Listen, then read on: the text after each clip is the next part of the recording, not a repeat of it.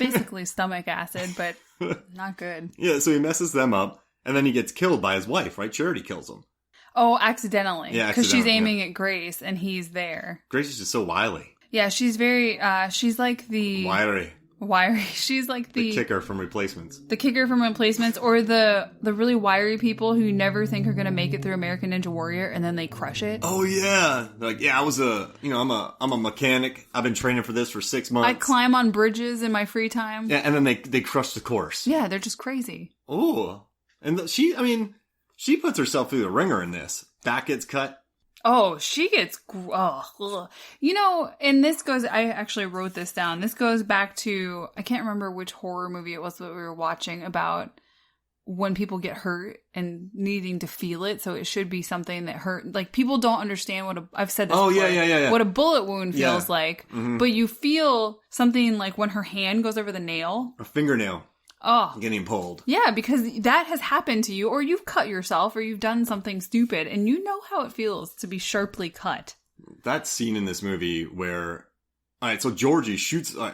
if you guys have seen this movie, I'm pretty sure if you're listening to this, but there's a scene where she's escaped from the family, she's outside, and one of the kids of, Fitch and Emily comes out, and she's like, hey, Georgie, I need your help. Georgie shoots her a hole right through the middle of her palm, and...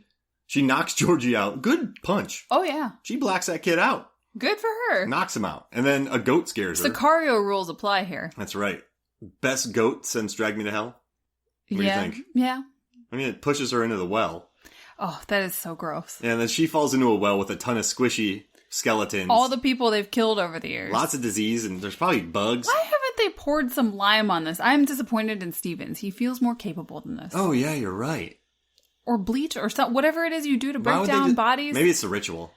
Or maybe it's just because they're rich and lazy and no one's going to go in their barn. Yeah, they're billionaires. They can get away with it. That wasn't me. That was Stevens.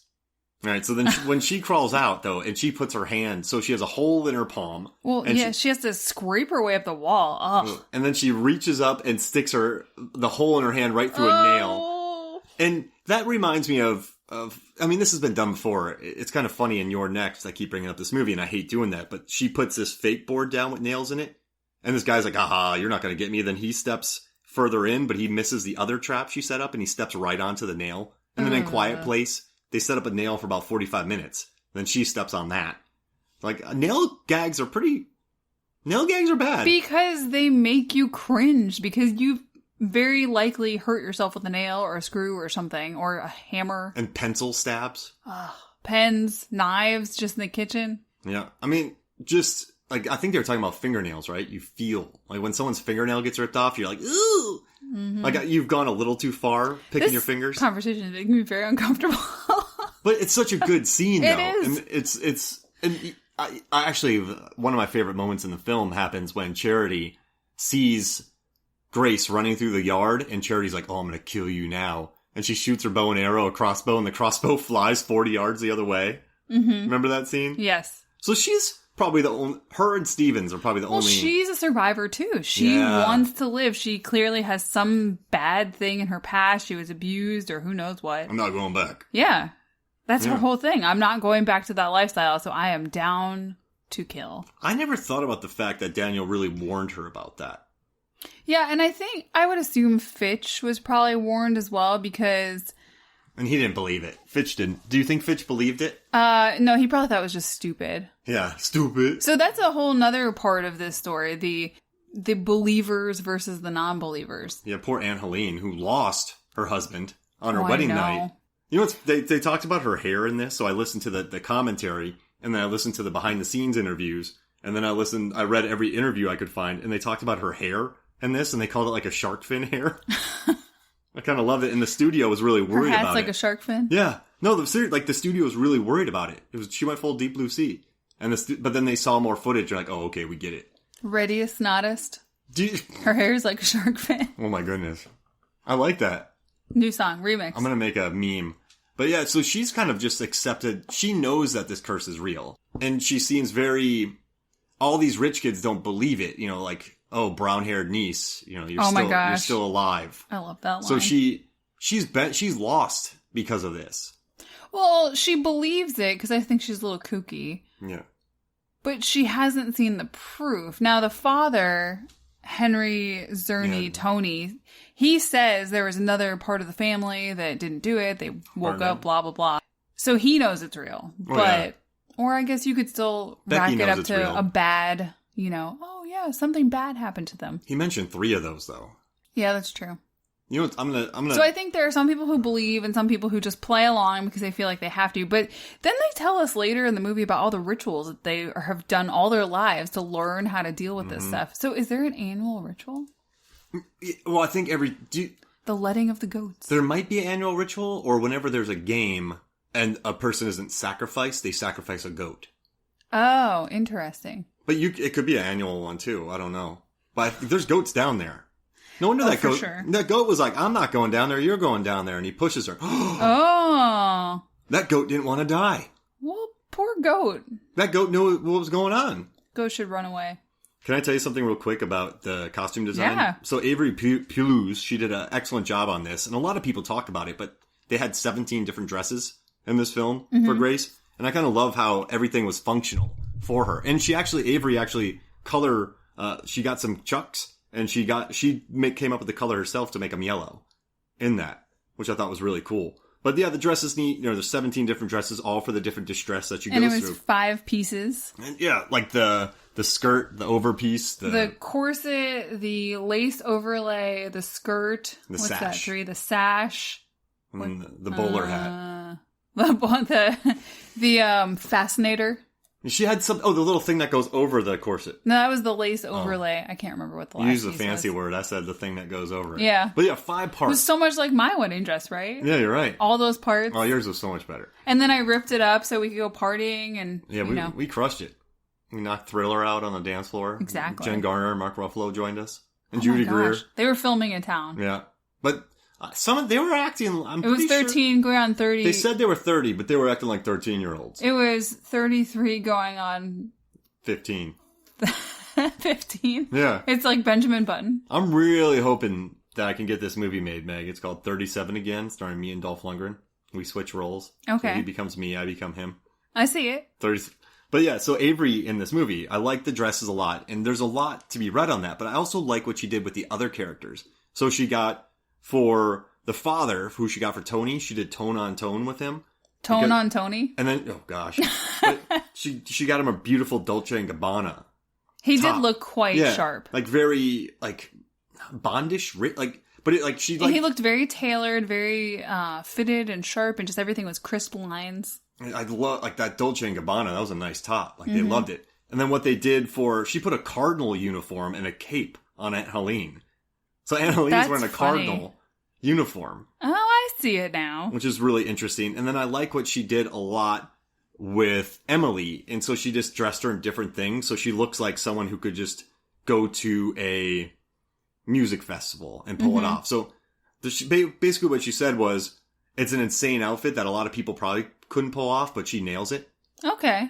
Maybe people are too busy looking at the cocaine bubble in her nose in her outfit. Or her going, I don't know what I'm doing. She's so funny. She's so good. She's the biggest killer in this movie. She kills the 2 maids. I know. She's the best accidental killer. I'm such an idiot. You're not an idiot. She's the daddy's girl. She's such a daddy's girl. She goes over and hugs him.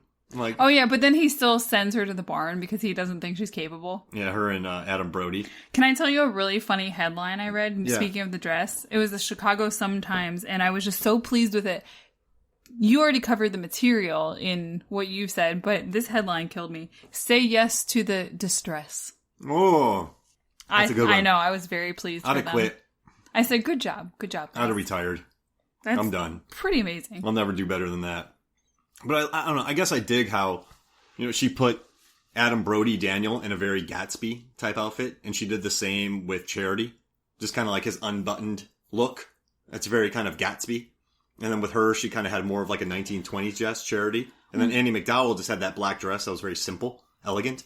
So I thought it was interesting how, like, if you think about Gatsby, he's new money. Mm-hmm. So Charity, She's kind of new money. It's so funny. then she has that dress. I never thought of her dress that way because I know exactly what dress that is. Yeah. It is very popular in weddings and for bridesmaids nowadays. It's an Adriana Popple dress. And it comes in multiple blushy sort of colors, different color beading, but it is super popular. I've seen it in a million friends' weddings. So I was distracted by the fact that I knew what the dress is. So I didn't think about it being 1920s, but you have a point. Well, and then did you get that vibe from Brody or no? At all? Yeah, he was a little bit more... His dad was super sharp. Yeah. And the brother was a little schlubby. A little, because I guess he was gone for 2 years. And then Fitch, right? Just kind of a little schlubby. I mean, didn't he have a cummerbund on? The groom? No. Or Fitch? Fitch. Yeah, Fitch was tailored. Okay, Fitch was like... Yeah, the groom was just... He seemed a little unkempt, or maybe everything was a bit looser. Like, he was just being, I don't care. Henry I'm not Golding. a part of this. Crazy Rich Asians. I don't want to dress like this. You know, on the day of that wedding, a wood chipper was going off? Of the Ready or Not wedding? Yeah, so they had to run around the area where they were at hunting for this wood chipper. Oh, man. And it was a really cold day. So, you know, can I talk about something? Yeah. The estate where they filmed is at the Parkwood Estate National Site in Toronto, that big pool. So you've seen it in a million things. I know you said Billy Madison. The thing that kept sticking in my brain was that it was... What was it that was filmed there?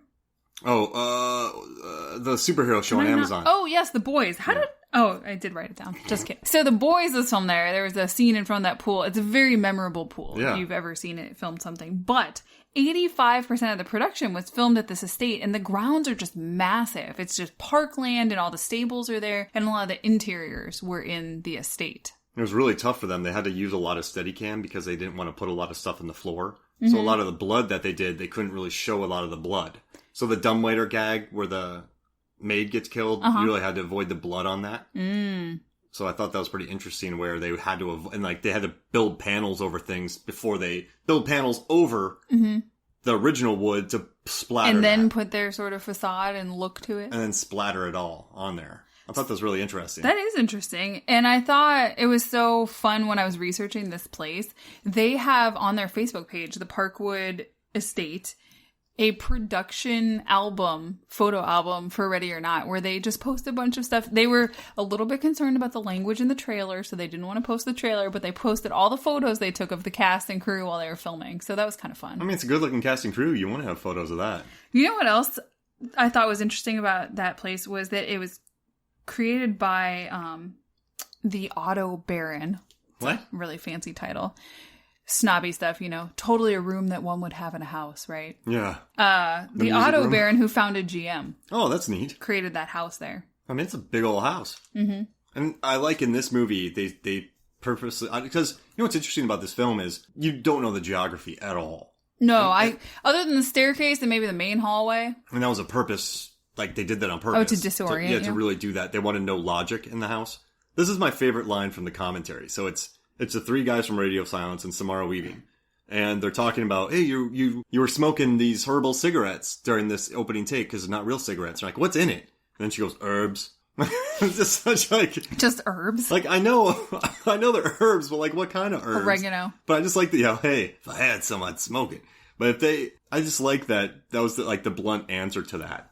But I also like these guys. This is one of their... She probably has no idea. They had done other movies before, so they had done other horror films. But this was kind of their first, like, big kind of $6 million film. So they had worked on VHS. They had done some stuff on Southbound. They had done a few other shows.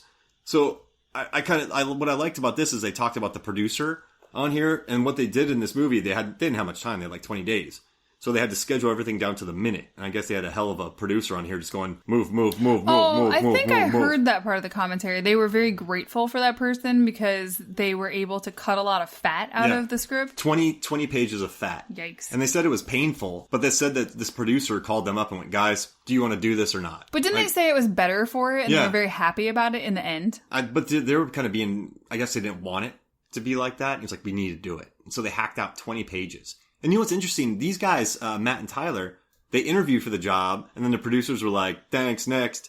No thanks. And they went through a bunch of people, and they're like, shoot, we should have gotten Radio Silence. So they went back to Radio Silence. And Radio Silence, I guess they wanted to go, they said, we're going to come back to you with more stuff. So they had all these drawings and ideas. Oh, wow. So instead of them being like, up yours, you said no. They're like, heck yeah, we want it. Oh, so that's nice. Yeah, so I think this movie, because this is a movie that requires a lot of love. I mean, this was a well thought out film. How much was it? $6 million. Oh, wow. Jeez. And guess how much it made worldwide? Oh, 120. Oh, no.